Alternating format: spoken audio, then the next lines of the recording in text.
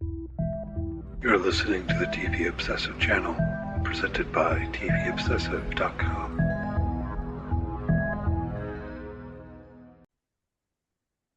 Hello, welcome back to the TV Obsessive Podcast, episode 105. My name is Ryan Kirksey, writer and contributor for TVObsessive.com, and joined once again by Cameron Crane, executive editor for the site. I think one of the things that we'll talk about today, a lot of things we'll talk about today, has to do with Apple Plus. Apple TV Plus is really rising up my ranks of streamers, and I have a specific reason why. I just want to know sort of beyond the sci-fi things we've been talking about on this show. Anything you've seen that you enjoy there? Any good shows you've seen on Apple TV Plus lately? Lately, I don't know. I haven't dipped in that much. We've been doing Murderbot, which is Yeah. on Apple TV Plus. So that's in the sci-fi. Like, historically, there have been a number of things that I've enjoyed. I still feel like I'm one of the only people who like Mr. Corman, which they canceled like immediately. They canceled it the day that the season finale aired, which was kind of mean. I felt like, but whatever. And yeah, I don't know, any number of other things, nothing particularly recently. I see on our show sheet what you're going to mention here. You want to go to, you want to talk about Stick?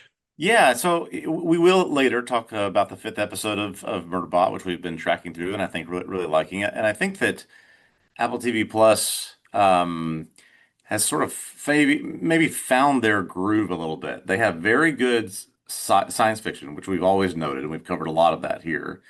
They also just are seeming to having a lot of just fun, entertaining shows. Just shows Yeah. that make you smile, shows that entertain you, shows that you can even for a sense of some of these even second screen. And so I just checked out this new show Stick that premiered a couple of days ago with Owen Wilson and Mark Maron of all people as his sort of partner in golf, as it were.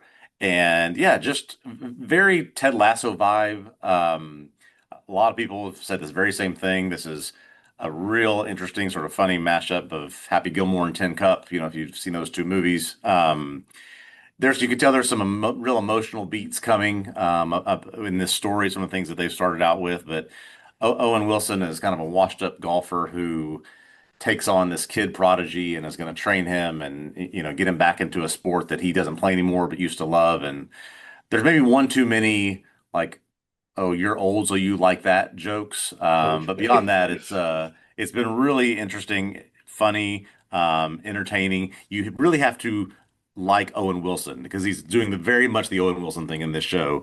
So that's sort of the caveat. But so far, we're entertained. They have 3 episodes out so far. Cool. Yeah, I'll have to check it out. It's pinged my radar.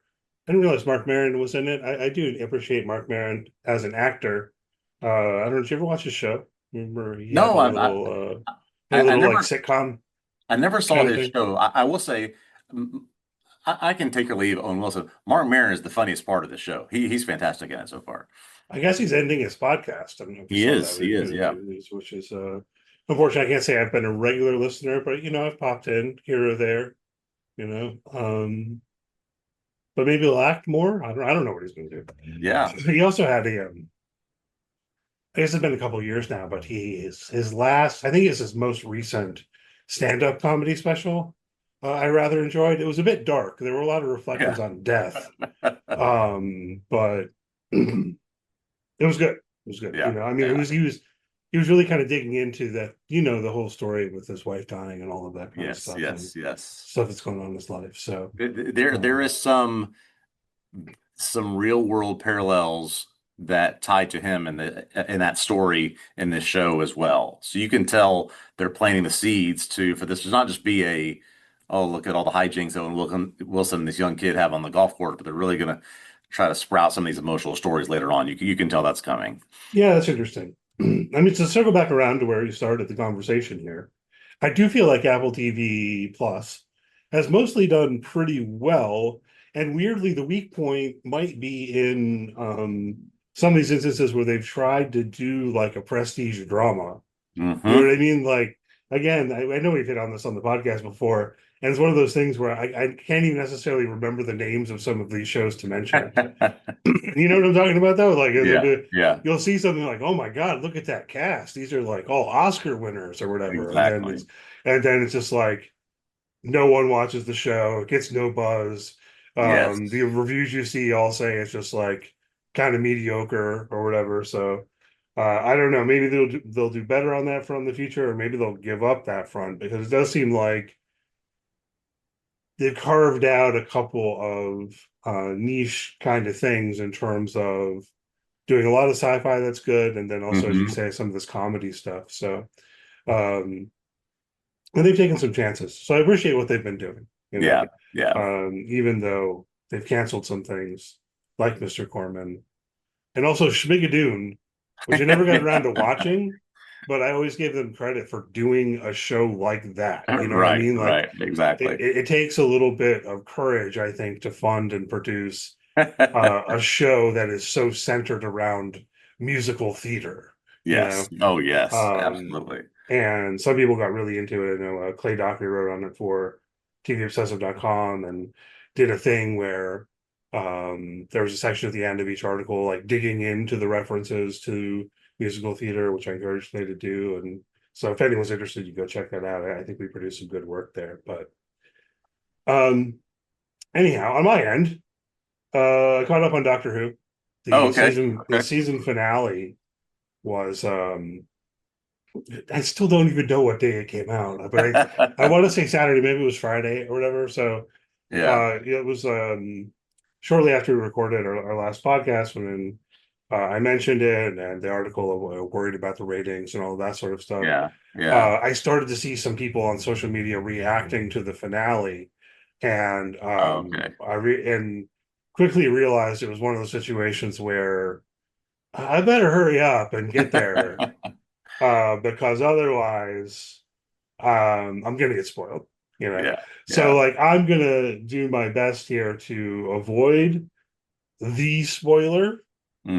in our brief conversation. You know, if people aren't aware, I mean, if you somehow manage to avoid it and you're a fan of Doctor Who, I don't know, get on it, you know, because it definitely feels like one of those things where you might almost hit a news headline or something. Certainly, I have seen basically the spoiler in a YouTube video thumbnail, Oh, I like see. the Okay. preview thumbnail. You know what I mean? So it's like, be careful out there if you're trying to somehow avoid the news. But Ryan, I know that you're not a Whovian. I think you should watch more Doctor Who. Yeah. I know I made you watch one episode of Doctor Who along the way here, but yeah, I think you'd enjoy it in general. But what they're doing, it's interesting because it does seem like there's this precarity, and Hmm. I get that a little bit more now in certain ways. Like the article we were talking about last week was there was some quote from Russell T Davies about the possibility of a pause Yeah. and that sort of thing. On the one hand, it makes some sense to me, but on the other hand, man, they really set this up where this is not the end. Hmm. You know, like there's definitely got to be at least a Christmas special that maybe they've Yeah. already made. Yeah. You know what I Exactly. mean? Like this is Exactly. Yeah. not. There's absolutely no way. I don't think that this is the very end, and it shouldn't be.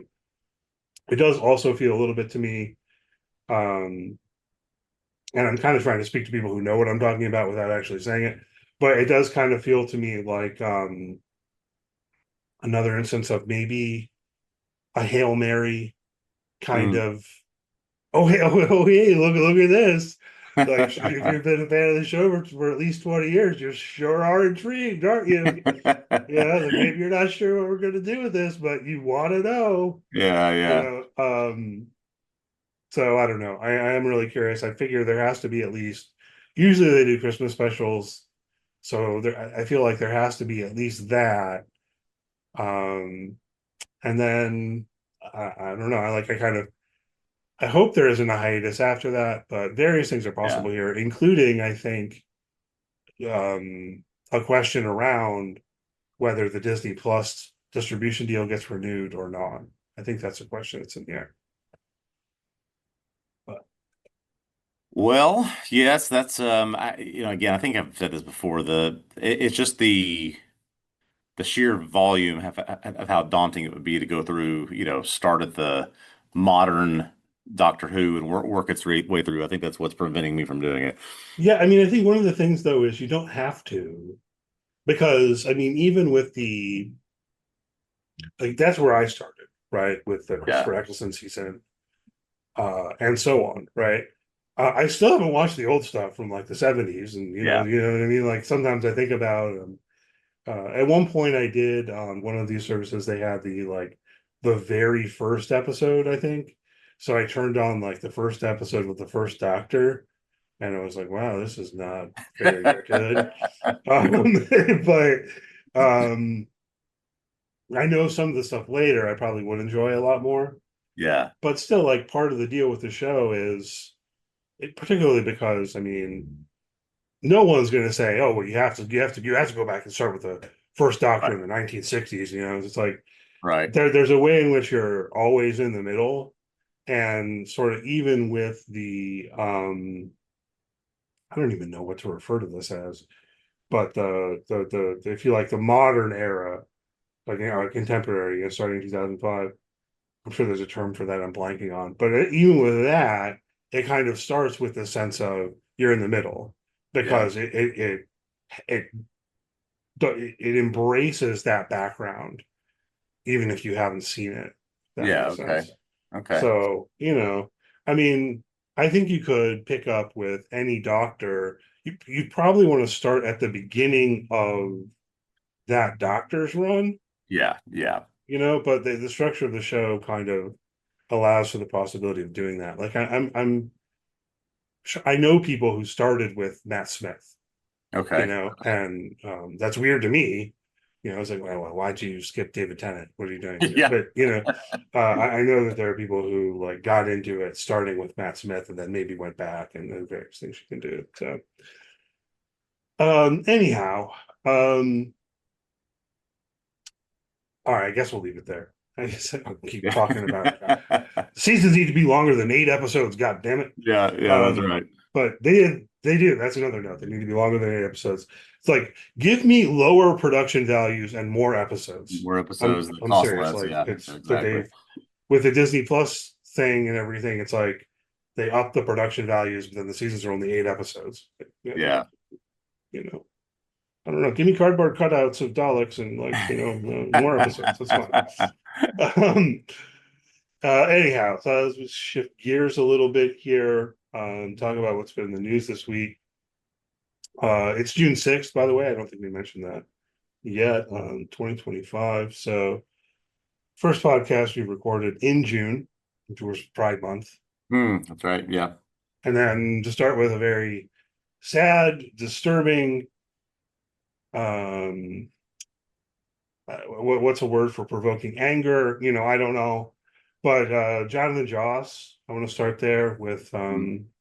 I guess, first, because it's interesting insofar as I actually encountered this story before I realized who he was. Mm-hmm. Jonathan Joss is the voice of John Redcorn on King of the Hill, and of course we were just talking about the King of the Hill revival last week. I'm pretty sure he is in it, voicing John Mm-hmm. Redcorn.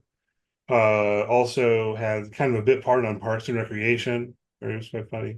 Yeah, that's right. I Um, think my most exposure to him has been in, I mean, have besides King of the Hill, yeah, the chief of the Wamapoke tribe in Parks and Rec was in at least 12, 15 episodes of that show. Yeah. yeah, and he shows up and says things like, "One thing I know about white people is that they, fear curses or whatever." Yeah. It's pretty funny, pretty funny. And yeah, like the John Redcorn thing with voice actors is weird because I think maybe sometimes people don't even realize, like, Yeah. does everyone realize Stephen Root is the voice of Bill and so on? Yeah. Right. Um, but anyway, so he was murdered. I guess we just have to jump to it, right? This is not just Yeah. that he died. Um, he was killed. There, are, of course, disputes about exactly what happened a Mhm. bit, but we do have an account from his husband that is claiming this is a hate crime, basically, and there's this backstory about people setting their house on fire in the past and all this kind of really um, disturbing and angering stuff here. And at first, it seems that the San Antonio PD was saying they weren't going to investigate it as a hate crime, but now they've come back, perhaps in part because of internet pressure and so on, and say, oh no, that was way too fast. We are investigating whether it was a hate crime. So I don't know, Ryan. I mean, I felt Yeah. like this was definitely worth mentioning, and Well, it's just thoughts. as I mentioned to you earlier, just disappointed that this has happened in my state. Disappointed this happens in general. That this hate crime that was just so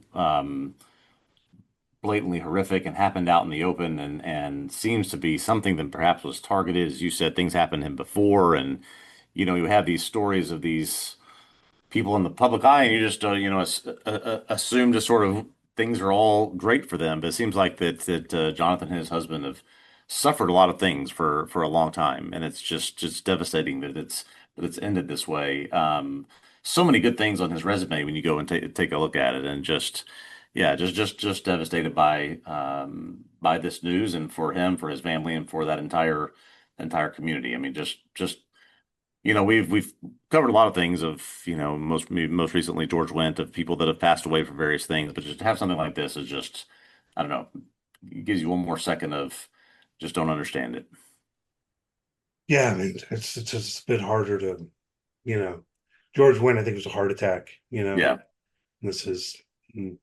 So to quote David Lynch as Gordon Cole, to the people who do things like this, fix your hearts or die. It's not cool, man. Um, and I guess we'll leave it at that. And I hate to even add on here a kind of addendum about King of the Hill, but there's a question there. You know what I Yeah. mean? Like I Yeah. think I'm pretty sure he's in the revival. We were asking previously, well, is this going to be a one-off season, or are they going to want to do more Right. after that? To my knowledge, that's an open question. Yes. Um, but now we would also not have Jonathan Joss involved. We already lost Johnny Hardwick, Yeah. right, who voiced Dale, who I think did do some work on the revival before he died. I'm not positive about the details of that either. So, um, yeah, R.I.P. Jonathan Joss, and whatever justice is worth here, I guess I hope we get it. But Yeah. Yeah. I, They, I'm they they know the guy. He's going to be prosecuted as full extent as they can. So, I mean, hopefully there's some justice served. yeah, I'm just unfortunately one of these people where it's like, well, it doesn't really do a lot for me because he's like still been heinously murdered. You know what I mean? Like, Exactly. Yeah. whatever punishment the guy gets, it's anyway. Um, move on to rosier things, and let's talk about Alien. Yeah, Aliens swarming the earth. Yeah, much better. yeah, that's much a cheerier topic. Oh, we got a trailer for Alien Earth. Did you check it out? I did. There's nothing that will remove this show from my watch list when it comes out. I believe in August we're pointing to for this show. I guess I've just been constantly confused by the timeline here. The show looks fantastic. Very excited to have Noah Hawley behind this. Timothy Oliphant, just love that he's involved in this project. The thing that says here is that this happens before the events of Ridley Scott Alien, and so there were aliens on Earth before Sigourney Weaver was introduced to them, and Alien. I don't know. It just sort of takes some of the lore and just sort of rips it to shreds a little bit. I guess it just confuses to why this is the timeline. Yeah, I'm really confused about the Alien lore and timeline overall at this Yeah, point. yeah, exactly. Um, I think I said this previously on here, but again, if anyone listening has a recommendation, feel free to like put it in the comments or something. I need to like read someone who has put it together. You know what I mean? Yeah. I want an explainer of the timeline of all of the Alien movies put together. Yes. Basically, because it would be Prometheus first, right, and then Alien Covenant, I believe, right, and then Alien, Yes. and anyway, yeah, where this fits in. I am the more we hear about this show, the more kind of confused I am in a way, Yeah. as you were saying, like, because I originally was thinking the idea was that it would be set in the universe of Alien, but on Earth. And originally I thought it wasn't even going to involve xenomorphs. Right. Right. I don't know, maybe I made that up on my own. It's clear at this point that it is, you Yes. know. Watching this trailer, it felt very alien. It felt very much like a trailer for an alien film to Yes. Very me, much so.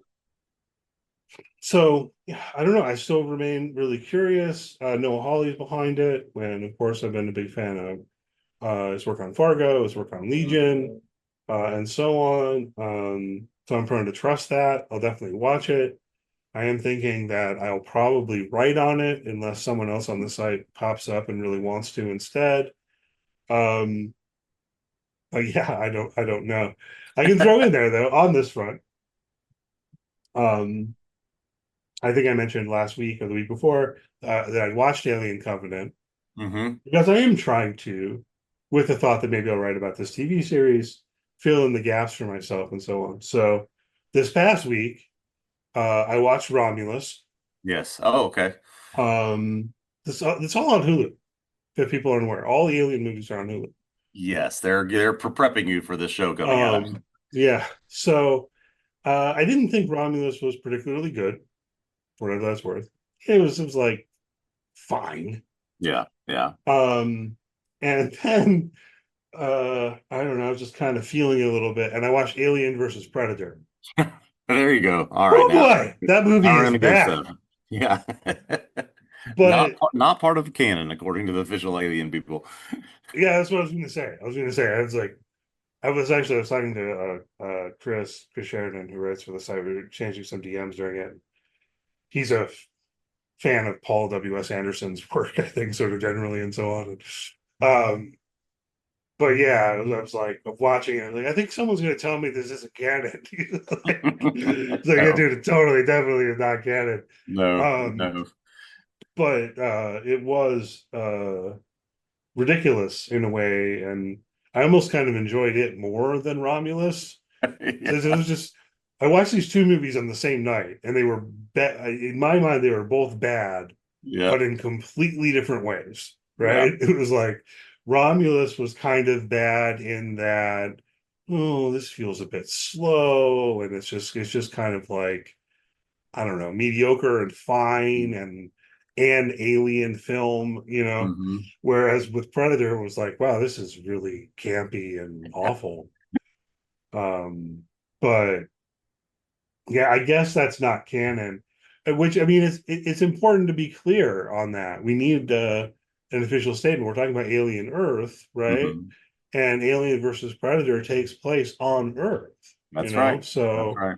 it does matter, whether is it canon that there are xenomorphs in buried pyramid in Antarctica or not? We need to know. If So they, if this show ends with xenomorphs being buried underneath the ground, we'll know that that's leading to some new canon revival here. well, I think according to Alien versus Predator, it's like they've been there since the Mayans or something. Oh, right. That's right. That's I, right. I don't recall exactly. I mean, I don't think it's even Mayans. Anyway, that movie's a mess. I still haven't watched Alien versus Predator Requiem, but I don't know. I'm told that one's even worse. And if they're not canon, maybe I don't have to, because at this point I have seen all of the films that are canon, I believe. Yeah, So I have not seen Requiem, and nor do I have plans to, frankly. I heard it's very bad. Yeah. um, Also upcoming, then we got Stranger Things news. We got Stranger Things trailer, sort of. I feel like a lot of this Yeah. footage was from last season that was in the So trailer. yes, somebody actually asked me this question yesterday. They said, "Oh, I heard the trailer for season 5 came out. Should I watch it?" And I said, "Well, the trailer for Stranger Things season 5, I guess if you want absolutely no details about this at all, I'm not going to give any plot details, but the trailer is about 85% clips from the first 4 seasons, a couple of title cards of when the season is going to be released, and then about 20 seconds of just shotgun clips of things that doesn't say anything, just shows characters in various states of emotion and not really any detail at all. So I don't. This is not a. I mean, it's barely a teaser. It's not. It's certainly not a trailer. Yeah, I agree. How you feeling about those release dates? I mean, I have now informed my family that our entire holiday in November and December will be spent watching Stranger Things, as Cameron's referencing 4 episodes dropping the day before Thanksgiving, 3 episodes on Christmas, and 1 episode on New Year's Eve, all of which will be movie length, we have been told. Yeah, yeah. I So don't know. I feel like Netflix, you know, people talk about the war on Christmas and never really bought into that as a thing. But it does start to feel like Netflix doesn't want us to spend time with our families on Christmas. I think Is their that business model is partially we're going to give you an avenue to get away from your families if you want to during the holidays. I think that's what it yeah. Is there a nefarious plan? Is just going to lock in the football on Christmas? We're always going to have football on Christmas now, and So, so but them releasing these in November means it will officially be 3.5 years in between seasons, and they're doing a yeah, time jump of about a year and 3 months in the show. But I mean, this show will have been going on almost 10 years when it finally airs. yeah, pretty nuts. I would have liked to have gotten it a bit sooner. Yeah, I guess I thought we were going to get it a bit sooner, and then yeah, I don't know the staggered release on like all the holidays. I don't right. know how I feel about that, but whatever, we will get it, and yeah, the episodes will all be 3 hours long, and I'm sure I don't know. So, Yeah. so we Oh, got that going for us. Sooner than that, I was excited by this because I've lamented before that Jeopardy is not on streaming day to day. It's going to be starting in September. So looking forward to that. Apparently on both Hulu and Peacock, I guess. Also Wheel of Fortune, but I don't so much care about that. I only care about Jeopardy here. But I also read in line with this, they are going to have some increased archive of older episodes too. Not sure what that will look like though, because I mean, almost obviously, it will not be every episode of Jeopardy ever. no, surely not. At least I would presume not. But I was actually very excited to see this. Not long ago, my wife and I, we had not watched Jeopardy in a while. We decided let's go find the beginning of one of the recent seasons and just start from the beginning and just start trying to catch up, and could not find them anywhere. We even went back and tried to see if our just online TV provider had some. They had about five days worth of episodes. No, just didn't do not exist anywhere. But now I guess some past seasons, some past episodes will be put on Peacock and Hulu, and then very next day after it streams on its live date. Yeah, I'm curious what the timing will be exactly. I guess it's the next day. I wish they would do it same day, but Yeah, yeah, hmm. I guess it's not super likely that it's going to matter a lot. I just always remember when Ken Jennings had his incredibly long run. I don't remember how many episodes yeah. It was like he 70, won. 74 or something like that. It was an insane amount, and it was enough that it was newsworthy Yes, when he absolutely. lost. Yeah. And at the time, I would listen to NPR in my car, and they spoiled it for me. I was just like Yeah. driving around at 4 in the afternoon, and the people on NPR were like, "Ken Jennings lost today." I was like, "I haven't watched it yet, man. What are you Yeah, doing?" there are some places where Jeopardy airs at like 11 o'clock at night. Some places where it comes on at 3:30 in the afternoon. I mean, it just depends on where your syndication location is, I guess. Yeah, I've always been more used to like 7 or 7:30, Yeah, yeah. but it's interesting. When I grew up, it was I think 5 p.m. is when it came on. Really. So before the news, before the evening. Before the news, yeah. Anyhow, yeah, looking forward to that. They have, I mean, on Hulu, they've had things like the Celebrity Jeopardy tournament, which I've Hmm. watched, we've talked about on here before, but just they haven't had the normal show. And um, I'm sure the details as to why have to do with the complexities of syndication rights Yeah, and yeah. however it's owned by Sony or whatever, but anyway, that's coming. Um, Also, I put this on here mostly because this caught my eye and it was like, this is one of these things that no one's going to even know about if I don't say That's something. exactly what I thought. I'm glad you said Like, but it looks like it might be pretty good. They said they're going to have this show called The Institute. is coming to MGM Plus, which is everyone's favorite streaming service. Hmm. It's based on Stephen King. I don't know. It looks fairly intriguing. Looks like it might be pretty good. Any thoughts on this one? Yeah, this was, I mean, I do not have MGM Plus, so who knows if I'll ever see this or not. I was curious, and I guess maybe confused is the right word. It used to be that Stephen King properties sort of were trying to they were trying to make a little universe on Hulu. Then some of those things migrated over to HBO and Max. Now at least got some properties on MGM Plus. I guess there's just no one place that has the rights to Stephen King material. This seems to be a story from 2019. The Institute has some interesting names attached to it. Mary Louise Parker, I saw is on the show, but really, yeah, just the how many people subscribe to MGM Plus? I just don't think it's very many. Yeah, I mean, they're trying to pick up on the momentum Mm. from. From. Which I started watching at one point I should go back to, but it is a question of access to a certain degree. And I guess what I would put out there to the world, to the executives who are obviously listening to our podcast, just consolidate these things, man. What are you doing? Just consolidate. Amazon owns MGM Plus. Why are you making it a separate, you know, streaming service? That's a Right? great point. That's a Um, good point. Yes. and I know that at least when I started watching it, the first season of From was on Prime Video. That's where I was Hmm. watching it. And then I didn't keep up with it. But maybe this fed into that to some degree because I knew once I got through the first season, it was going to be something of an issue of, okay, where do I get this? Do I have to go sign up for MGM Plus Yep. now? That sort of thing. So I just don't, just consolidate the things. You own it already, you know. Um, Paramount seems to have largely learned that lesson where they finally like put the Showtime into the Paramount Yes. Plus, Yes. and I think that that's what these places largely need to do. And when it, It's exactly what they need to do. I've spent a lot of time recently on Paramount. Obviously, we had Yellow Jackets. We've had a lot of the Showtime shows that migrated over. I went and did a rewatch of all the Mission Impossible movies ahead of the new one that came out. So, yeah, I mean, when you consolidate a lot of these types of things that people enjoy and you have a catalog of movies like that, as MGM does, why not just put these things together? yeah, I don't know. I'm sure there are some reasons. Yeah. It continues to seem to be at the end state of things because people complain about there being so many streaming services fairly, Yeah. but I think it should be more consolidation.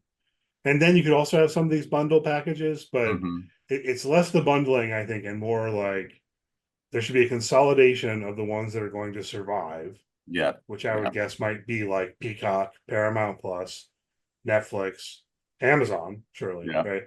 Apple probably, Hmm. because they just want to keep throwing money at it, they'll keep That's throwing money at right. it. And then I don't know if you have both Hulu and Disney Plus, I guess, like they're doing. But I'm thinking the companies in the background, right, are the same Yes. there.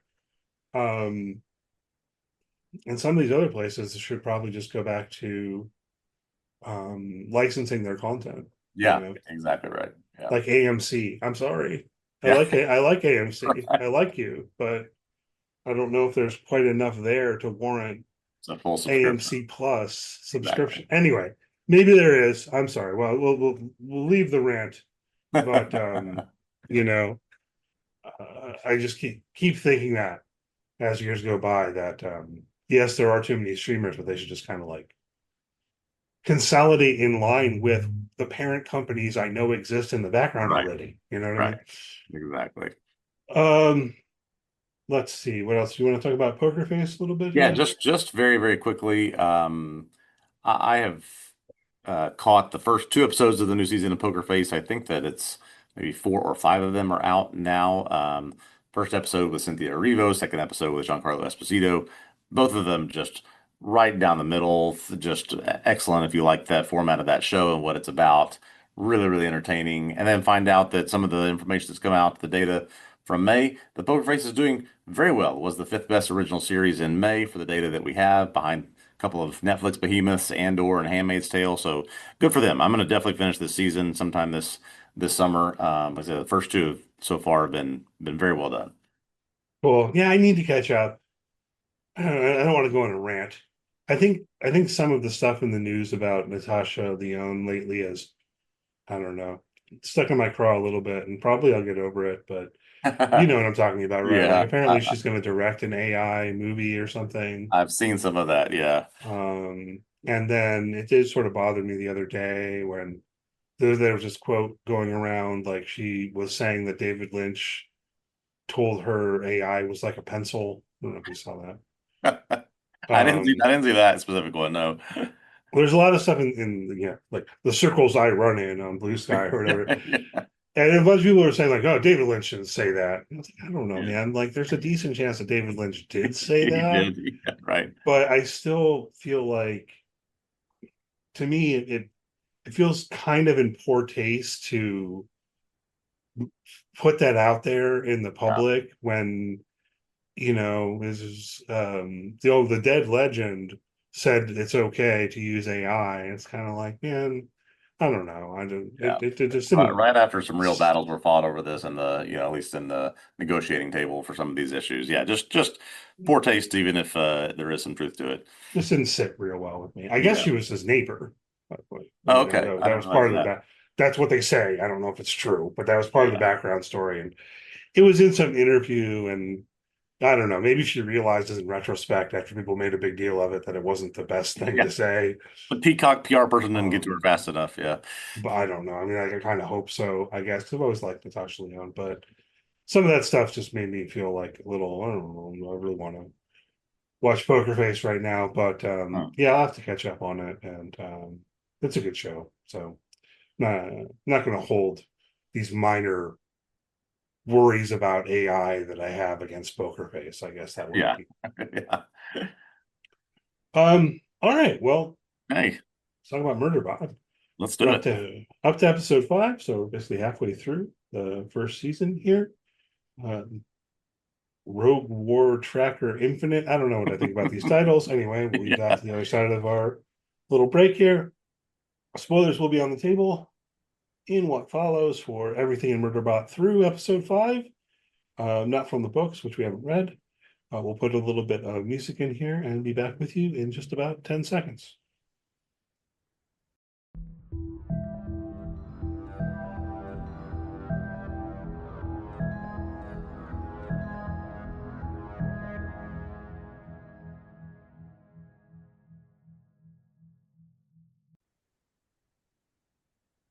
Okay, we are back to talk about Murderbot on Apple TV Plus, Episode 5, Rogue War Tracker Infinite. This episode written by Paul Weitz and Chris Weitz and directed by Paul Weitz. After the events of Episode 4, Mensa and the Preservation Alliance crew are able to revive and save Murderbot inside their habitat. Shortly after, Labibi, who claims she is from the Deltfall expedition that was massacred, arrives and confirms that her team was killed by Sec units. The Alliance accepts her into their camp, where she develops a very strange infatuation with Murderbot. When removing the wires from the override module, Gareth then discovers that Murderbot has hacked its governor module even before it became a part of their team. Gareth and Immensa debate on whether to still trust Murderbot.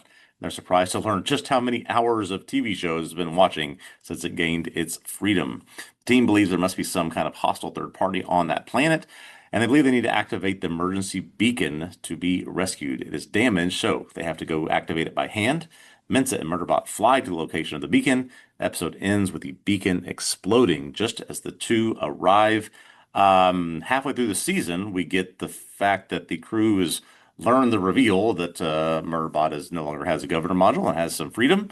We Yeah. get a new character introduced. I don't know. Is this read the piece that you put up on TV Obsessive? Is this going maybe at the pace that you thought you would, answering the questions you thought we'd have answered by now? Yeah, I mean, I think the pace is good. I think the pace is good. Because I think we can kind of see where the latter half of the season will go, Hmm. just as a sketch, as Yeah. kind of outline.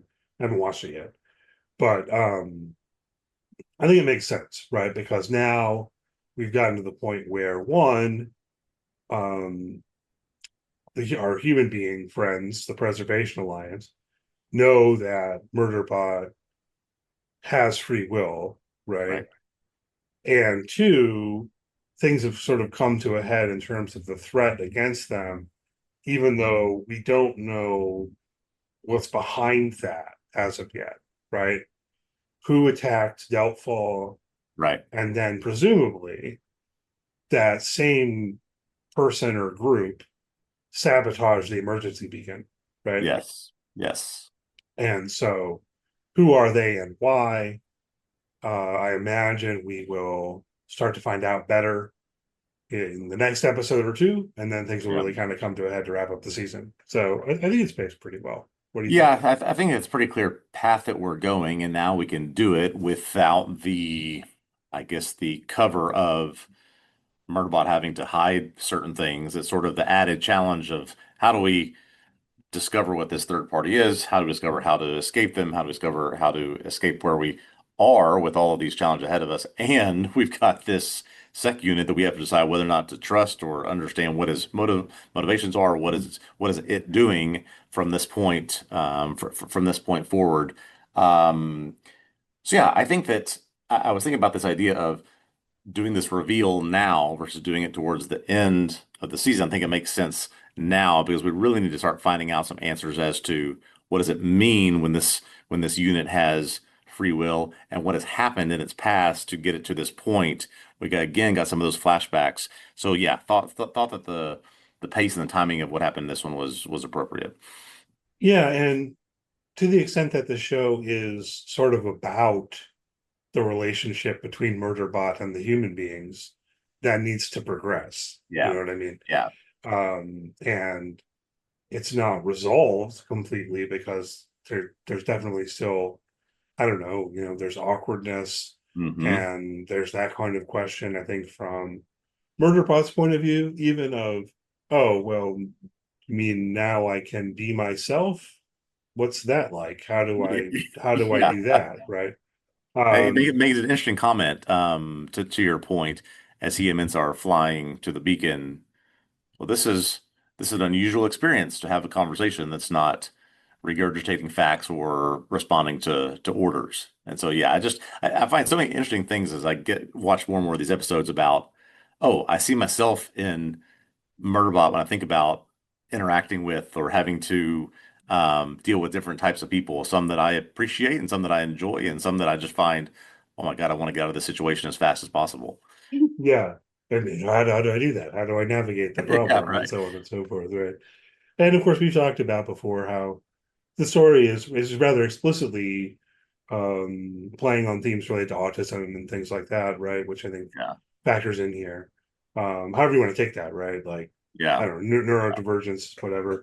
But that, I certainly think you could read it along those lines of, oh, okay, well now Murderbot doesn't really have to do masking so much, but then maybe still sort of, or you still like, how do you navigate those social situations, right? The Murderbot still doesn't really know how to do that. So I'm enjoying all of that, but you do get also, I think in the same scene you're talking about, when it's talking to Mensa, hmm it decides to just be honest, right? Like, yeah, um, because she says something like, "Oh, maybe they knew the people. How did they get in there at Delphal?" And he's like, "You'd do it. You'd be stupid like that." exactly. This just like lays out it. And she's, well, I guess you're right. And he's like, yeah, yeah, human beings are stupid, naive creatures. Um, I do wonder whether what Murderbot says there is right. It makes sense, Yeah. right? But this is one of the big questions, and I did try to explore this in my recap article on TVObscast.com a bit. People want to look at that of you have Murderbot's kind of speculative account of what happened at Delphal, imagining hmm that some other group showed up and acted like they were the Preservation Alliance needing help or Yes. whatever. You have Libibi's account, um, which tracks in many ways with what we saw there. Yeah. Um, but then I think there's a question, and maybe it does center on Labibi, and uh, you know, uh, I thought it was funny to see on our show sheet in the notes here You were already on the same page with me, right? Because you had put your notes down first in being suspicious of Lil BB. And you put that on there before you read my article. I know that because it wasn't published yet.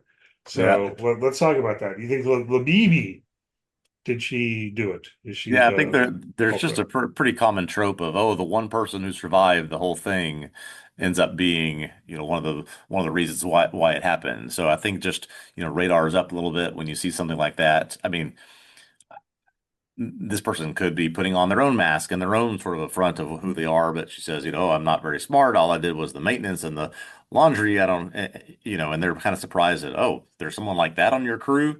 So it's just sort of coming up with a story of sorts to try to pass off as an innocent person in this whole situation. But yeah, I mean, just very, very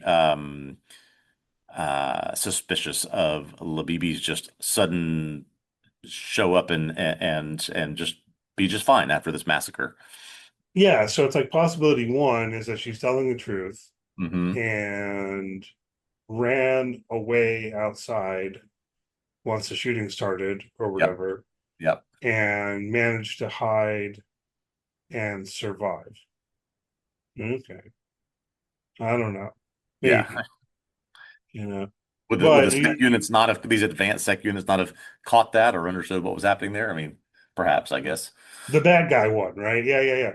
Yeah. Because where was that bot when Murderbot arrived at Doubtfall?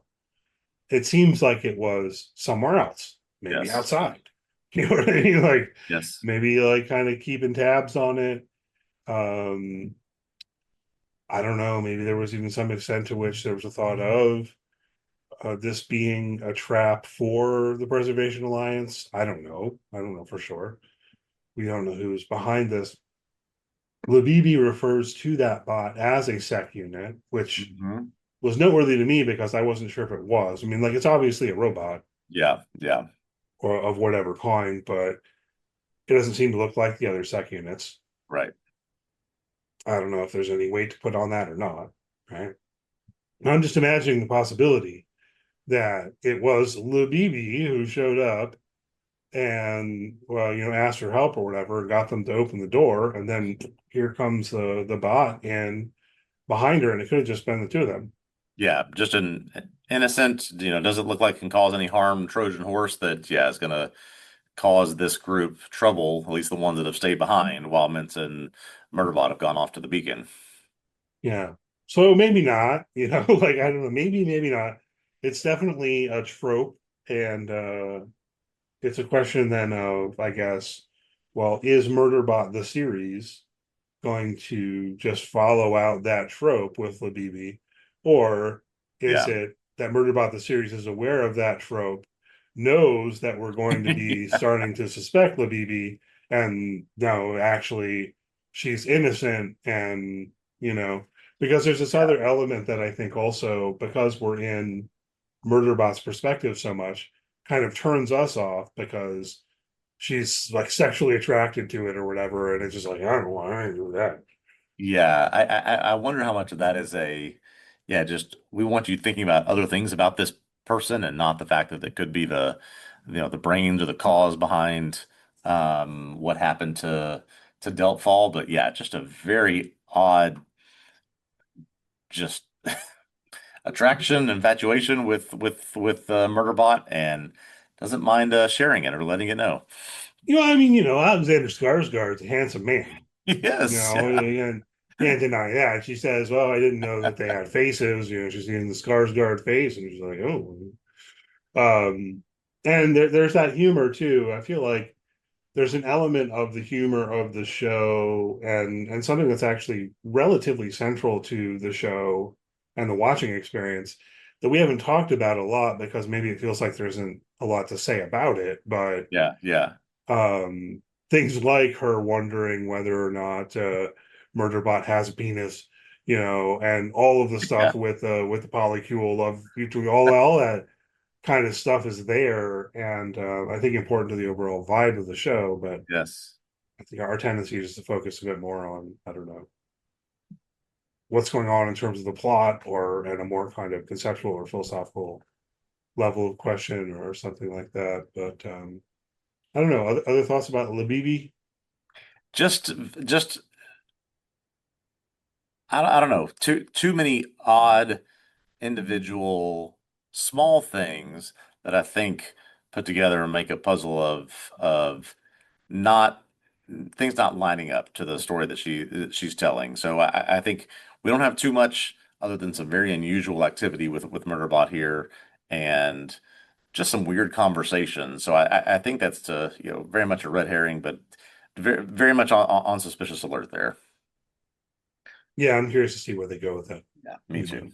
because I definitely think that, like, I don't know, seems almost 50-50. I can't recall now if the line even made it into my article, but at one point I was playing with the line of like, is there some extent to which I'm suspicious of her because her name is silly? Right, right. It really is a question of, is it because of who she is as a character and how that plays that feel some distrust towards her as a person, that but then also, like, is that fair? I think Yeah, they're doing something really interesting with Libby overall, and yeah. I am entertained by the performance and all of that as well. Let's see some other stuff that is kind of funny but also maybe has a little bit more to it. Garathan doesn't believe how much TV Murderbot was watching. Like, oh, this is it. Surely it's been sending secret messages. Right. Could not possibly have watched this much content. But Brathy kind of tests it with deep cut from Sanctuary Moon. Yeah, And you get some. Do you really know the plot details and what are your opinions on one of the controversial moments of this very elaborate soap opera? So Murderbot is ready. He is on the case with his opinions on that. So pass that test at least. yeah, Garathan's distrust. I mean, ultimately, it's interesting because I really think that the argument that you get from the other side, from Mensa and Bardawaj, um, is the better argument, right? They're like, Mhm. well, if it's Governor Module's been disabled the whole time, then that's more of a reason to trust the SEC unit, not Yeah, less of a reason. yeah, yeah. Um, at the same time, I mean, granted, has something of a point, right? It's okay. You got um, this technologically advanced SEC unit that could kill us at any time, and now we know that. Well, yeah, it could. Like, if it decided to, it just could do that, right? It's And not. it's having a conversation telling them how naive humans can be, and yet just minutes, hours earlier, they brought this thing that was saying it was going to kill all of them onto the ship with them. And yeah, this is the sec unit version of yeah, opening your door and letting the innocent person come in. Yeah, so I'm interested to see how that plays out, and with Garathan in particular, because then also there's the fact that Murderbot starts choking him and stuff like that. Right towards the end of this episode, Mensa's trying to bring that up as something they're gonna have to work through for the sake of their group dynamics, and they're gonna get out some crunchy granola, and we got to kumbaya this out somehow. But then the beacon explodes, um, and we'll see where it goes from there, right? Beacon Yeah, explodes, that means that they cannot make contact with the corporation to get evacuated from the planet, which is what they wanted to do. right. So they'll have to just go back to their habitat, and then one imagines they will encounter Yeah, whatever this third party is, because exactly. And yeah, this let me be the mole in that whole situation, or yeah, there's something hovering beyond just the robot slash sec units that have been destroyed already by the Hopper and by Murderbot. Yes, there surely is still some entity out there that is waiting for them or looking for them. yeah, certainly be the most straightforward thing if Yeah, it was Labibi, but others may be involved here, and I presume we'll find out. And then the bigger question that I'm interested in is why? Why yeah, do they care? Like, what's on this planet?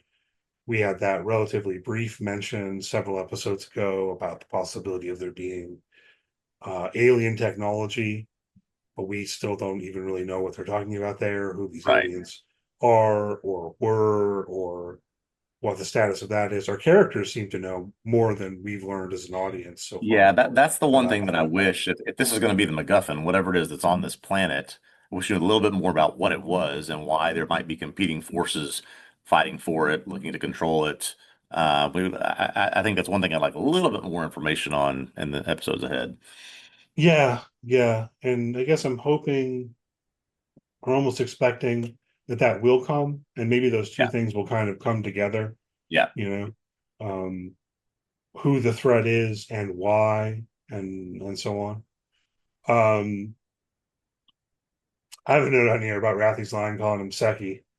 I don't know what I wanted to say about that. Yeah, I mean, just um, the the Rathy character is so interesting to me. I mean, it's not a. I'm trying to think what to compare it to. It's not obviously not a robot. It's not a second unit. But it's a I don't know mechanically enhanced human. I mean, how exactly would you describe that member of the team? Um, who now? Murderbot? What Uh, say? the isn't it Gur? Oh, It's you're talking about Garathan. Grathan and Rathy are the same person, right? So Rathy is just No, is they not the same person? no, they're different. They're Oh, different Rath. Oh, person. okay, that's right. I thought Rathy was Garathan's nickname, So, but you're but you right. were talking about Garathan. Yeah, I'm talking about Yeah, Garathan. Sorry. that's it. I mean, it's kind of an interesting question because he's somehow enhanced or something, and Yeah. whatever the details are of that, cybernetically enhanced human being, Yeah, the description uh, of him online in the TV or the description is augmented human. I mean, beyond augmented human. whatever Yeah. that means, I don't know. It's really interesting because it would seem like, okay, well, this is a possibility in this world that you could get whatever kind of cybernetic implants that would allow you to, well, yeah, I don't know, interface with Yeah, yeah, technology in a direct way, something like that. yeah. Murderbot is like dismissive of this. It's like, That's right. is it That's right. way less advanced than Murderbot is? Right, right. But it is interesting that that's there because, on the other hand, there's the question of, well, what's going on with these sec units like Murderbot, who Yes. also are, have a biological element. And we saw a bit of their construction and whatever they're doing of like Yeah. taking limbs from corpses. Who knows what they're doing exactly, but to put it together. Um, so where was I going with that thought? It's almost like Garathan is a biological human being with a little bit of tech, and Yes. Murderbot is a robot with a little bit of humanity. Because it, Yeah.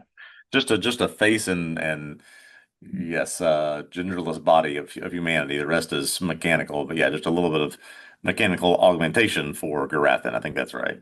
yeah. Well, I don't know. Like with Murderbot, like is there a human brain in there? Yeah, I don't know. I don't Because know. part of me can't help but think that the reason that there is this biological element to the sec units is because that's the only way they can really make it work, right? Yes. Yeah. That they like cannot create fully artificial silicone androids, or maybe they can, but they wouldn't have a sufficient level of self-awareness or cognitive functioning or whatever. Yeah. And so the solution is this kind of Frankenstein monster cyborg sort of thing where you need the biological element for it to work right.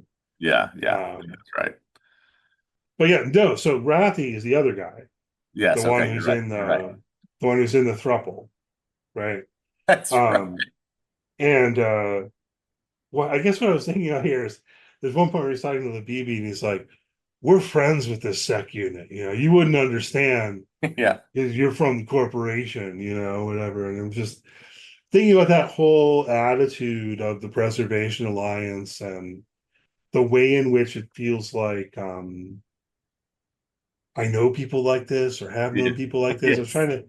trying to think about how to describe it, and their whole model is supposed to be one of consensus, Yes. Yeah. but then in practice you hit points where of course that doesn't work. It's like Mensa's the leader, Right. What would she say? Something like, if she doesn't make it back, Raba's first among equals. Yeah, yeah. First among equals. Well, that's not exactly the all equals. So I don't know. I was just thinking about that whole kind of vibe and how to describe it, and I'm not sure Yeah. of what a good term is. I keep thinking of things like crunchy granola, but I don't know if that lands. I don't know if anyone will be offended by that. Right. Or Right. the consensus model also made me think about. Do you ever dip in at all with the Occupy protests and stuff? No, not really. Not really. I think maybe because I was in New York City, I was like, I'll go. It's like I want to go see what's going on, Yeah. and I never went and camped out in Zuccotti or whatever, but I went down there and checked it out and went to a couple of things. And that whole model, I remember having conversations with some of my friends, Yeah. who, of course, I mean, bear in mind here, Ryan, when I say my friends, I mean, we're all philosophy graduate Right. students, right? But having some conversations along these lines because Occupy, that group with Occupy was very committed to the idea of consensus in Right. any decision making, right? And they did the Right. whole Right. hand waving thing and so on.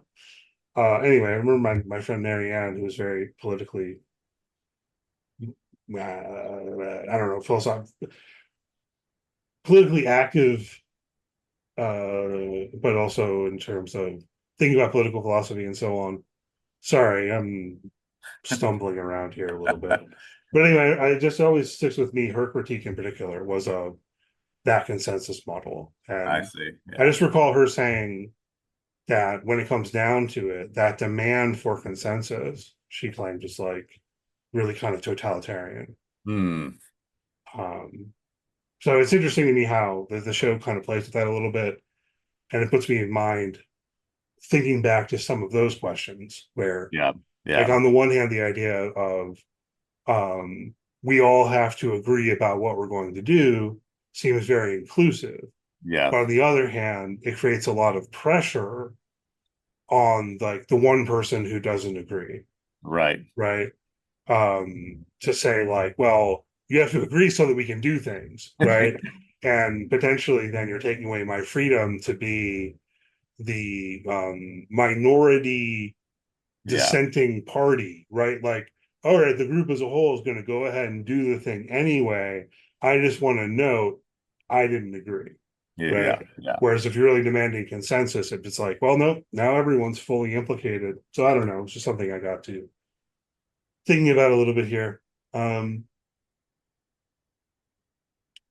other thoughts on this episode, or I don't know if you have a response to what I was Yeah, just saying. that looks like about it. We once again came in. These all seem to be you could just plop these down on network television. I mean, they're all exactly within like 10 seconds of each other in terms of the length, right at 22 and a half minutes. Yeah, we're Yeah, halfway through. I think we've gotten, as we discussed, a good pace. A couple things we'd like to know more about. But I think this is where things will really get interesting now that we've got every character established. We know a lot about them.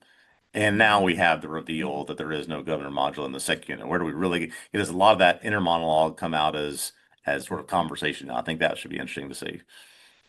yeah, it should be. And you're right. I mean, the 22-minute episode, feel like the history of that is because a half hour on network TV and then you've got like 8 minutes of commercials. Hmm. That's not what we've got here. Not if you're watching Apple TV Plus. Right. Right. But yeah, I appreciate the short episodes. Yeah. And there's a good amount in here still to think through and talk about and all of that. So cool. Hopefully you enjoyed the podcast. We'll be back next week talking about episode 6. Um, if you've enjoyed listening, please do leave a good rating, review, all that good stuff. If you're on YouTube, hit the thumbs up, subscribe to the YouTube channel. Greatly appreciate it. Check out TVObscast.com. I am writing recap articles on Murderbot there each week that you can read if you're interested in doing so. All kinds of other written work available there as well on various TV shows. So I'd encourage you to poke around. Follow TV Obsessive on social media. Search for TV Obsessive. You should find us on, whatever platform you're using. And we'll be back next week. Yep, looking forward to that. See you for episode 6.